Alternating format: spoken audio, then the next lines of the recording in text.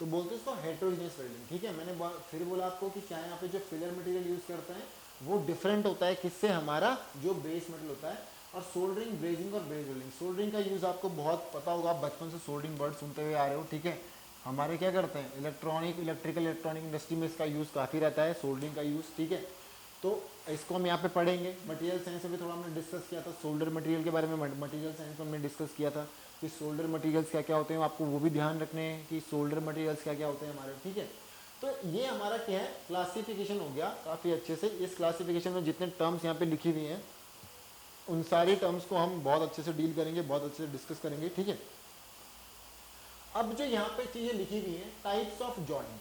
ठीक है, types of joint और टाइप्स ऑफ वेल्ड, अब ये आपके ऑब्जेक्टिव पॉइंट ऑफ व्यू से इंपॉर्टेंट नहीं है।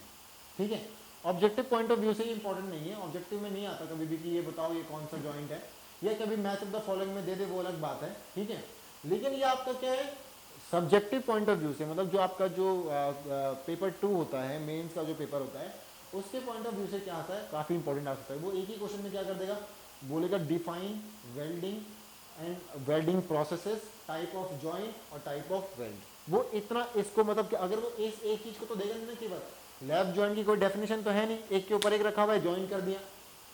ये क्या है, डिजाइन है, इन डिजाइन को हम अलग अलग, इन पार्ट्स को हम अलग अलग ओरिएंटेशन में रख के एक दूसरे का ज्वाइन कर रहे हैं। ठीक है, लेकिन वो क्या करेगा, वो एक क्वेश्चन फ्रेम करेगा, उस एक क्वेश्चन में वो क्या कर देगा, सारी चीजों को क्या कर देगा, इंक्लूड कर देगा। वो बोलेगा कि discuss the classification of welding along with the types of joint and types of weld. बस अब जितना ये बोर्ड में लिखा हुआ है ये पूरा का पूरा क्या बन गया, 15 से 20 नंबर का एक क्वेश्चन बन गया ये पूरा का पूरा। हो सकता है 30 नंबर का क्वेश्चन में बन जाए ये पूरा का पूरा एक, है कि नहीं। तो ये इस तरीके से क्वेश्चन देने की प्रोबेबिलिटी काफी ज्यादा यहाँ पे बढ़ जाती है।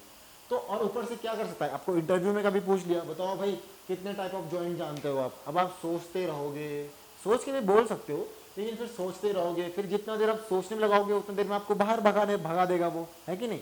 तो यहाँ पे क्या रखना है, आपको ध्यान रखना है।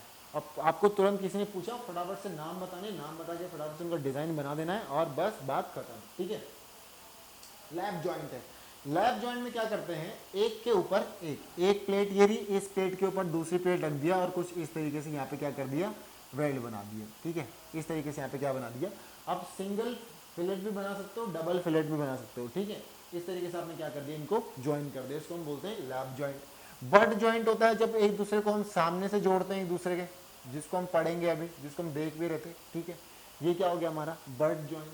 ये हमारा कॉर्नर जॉइंट, जो आप कॉर्नर से जोड़ रहे हो दो तीन चीजों को, तो ये आपने क्या कर दिया, एक कॉर्नर जॉइंट बना दिया। एज जॉइंट, ये हमारा हम इस तरीके से यहाँ पे वेल्ड कर सकते हैं, एज जॉइंट। ये आपका टी जॉइंट, आप मशीन डिजाइन में भी पढ़ते हो, फिलेट वेल्ड, ये वही है आप टी जॉइंट। इसको बोलते हैं क्या, क्रूसीफॉर्म वेल्ड। क्रूसीफॉर्म होता है ना, क्रूस की शेप का, ये इसको आप इस तरीके से काट सकते हो। तो ये क्रूसी है, CRUSI है। ठीक है, डबल ई नहीं है वो। तो इस तरीके से क्रूसीफॉर्म वेल्ड। तो ये टाइप्स ऑफ जॉइंट्स हैं। ठीक है, हम इन टाइप्स ऑफ जॉइंट्स के बारे में यहाँ नहीं पढ़ते हैं, हम क्या पढ़ते हैं, हम मतलब वेल्डिंग के मेथड्स यहाँ पे पढ़ेंगे। टाइप्स ऑफ जॉइंट यहाँ पे मैंने आपको ये बना के दिखा दिए हैं, इतना मोर देन सफिशिएंट है। ठीक है, टाइप्स ऑफ जॉइंट के बारे में। अब आ जाते हैं टाइप्स ऑफ वेल्ड के बारे में, कि देखो ये तो जॉइंट था, कि जॉइंट का टाइप हमने किन पोजीशन में जोड़ रहे हैं एक दूसरे को, वो जॉइंट कैसे बन रहा है। अब टाइप ऑफ वेल्ड, अब जो हम वेल्ड बना रहे हैं ना, जो ये वाला जो वेल्ड बन रहा है, ये वेल्ड हम कैसा बना रहे हैं। ठीक है, अब उसके बारे में हम बात करें, क्या type of weld, types of weld की हम बात करेंगे। तो टाइप्स ऑफ वेल्ड में सबसे पहले आता है हमारे पास फिलेट वेल्ड। फिलेट बनाते हैं हम एक तरीके से, हम ये कोई एल शेप है, इसको मैंने इस तरीके से जोड़ दिया। अगर आप 3D में इसको देखना चाहो तो ये कैसा रहेगा, कुछ इस तरीके से रहेगा ये वेल्ड, ये कुछ आगे इस तरीके से रहेगा ना, इस तरीके से ये वाली प्लेट कुछ ये चली जाएगी ऐसे, ये ऐसे, ये वाली प्लेट ऐसे, ये ऐसे, ये ऐसे, ये ऐसे, और ये यहाँ पे इस तरीके से। ये यहाँ पे फिलेट वेल्ड बोलते हैं, जो यहाँ पे ये बनी हुई है फिलेट वेल्ड बनी हुई है, यहाँ पे ये फिलेट्स बने हुए हैं, ये फिलेट्स बने हुए हैं। ठीक है, इसको हम क्या बोलते हैं, फिलेट वेल्ड बोलते हैं। ठीक है, इस तरीके से।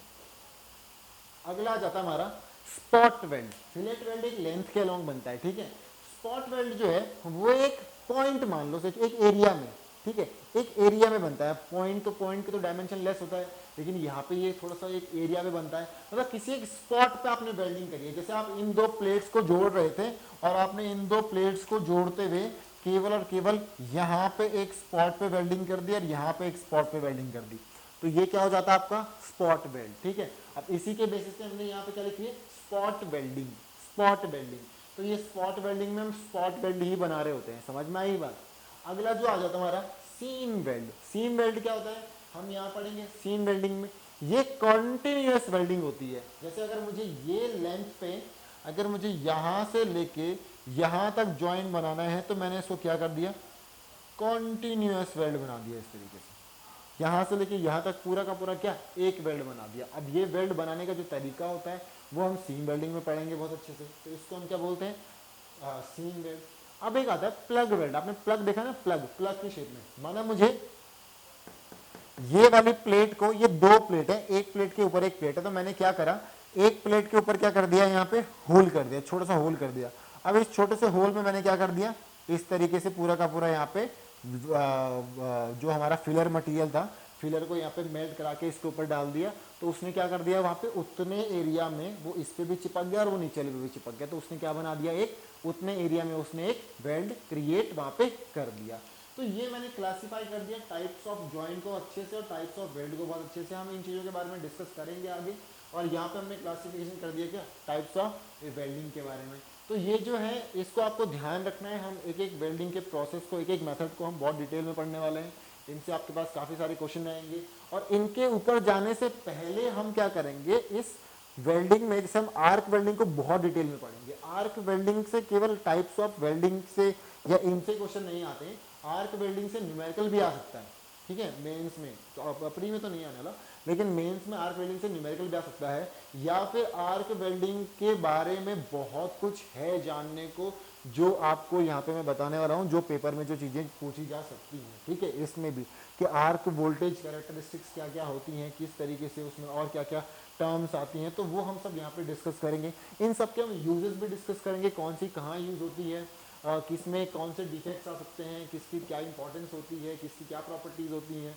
तो ये सारे की सारी चीज़ें हम यहाँ पे डिस्कस करने वाले हैं अपने अगले टॉपिक में। ठीक है, तो ये क्लासिफिकेशन रहा हमारा वेल्डिंग का।